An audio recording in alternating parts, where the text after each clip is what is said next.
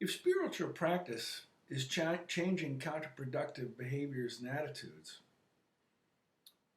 so that you don't suffer so much, well, one of the most ironic things is we try not to suffer at all and thereby prolong our suffering. Let me explain that. In Christianity, there's a lot of talk about suffering as a path to salvation. And most modern people find that as medieval or masochistic and think that that faith should only be about happiness and joy and pleasure. But the truth of the matter is most of us have inherited suffering.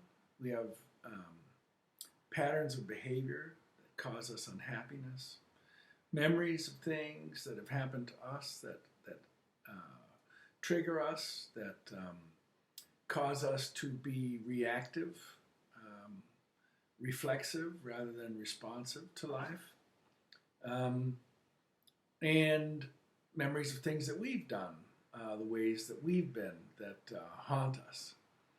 And there's a way to get at these sufferings, to move them from unconscious to conscious.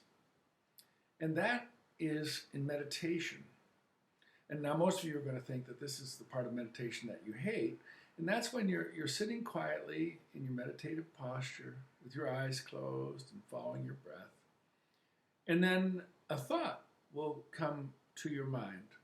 And it'll take a while before you realize how hooked you are and that you haven't actually been meditating, but you've been thinking this thought for a while. But often, these thoughts will be the suffering, the memories, the train of thought about the memory or triggered by the memory, the present tense living of that pain.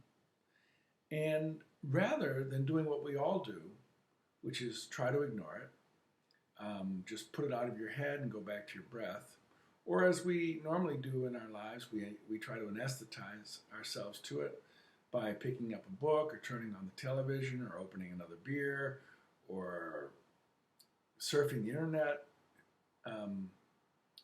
In this instance, in your meditation, I invite you to hold that suffering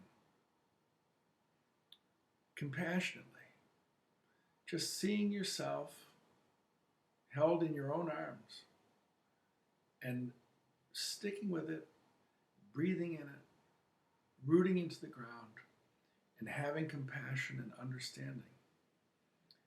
And my prayer for you is that just holding it compassionately will allow you to begin to release it, let go of the energy that it triggers in you, and thereby you'll have a path towards freedom. And so I'm not inviting you to do something that's psychologically dangerous. If you have something that's really heavy, then I recommend you do this with a psychiatrist or a trained meditation teacher who has background in psychology, psychiatry. But if it's little things that you can handle, begin to dive in with compassion for your suffering and feel the freeness. And what's more, you might notice that it will lead to a sense of fearfulness about life, because these things that you can't control anymore no longer have any control over you.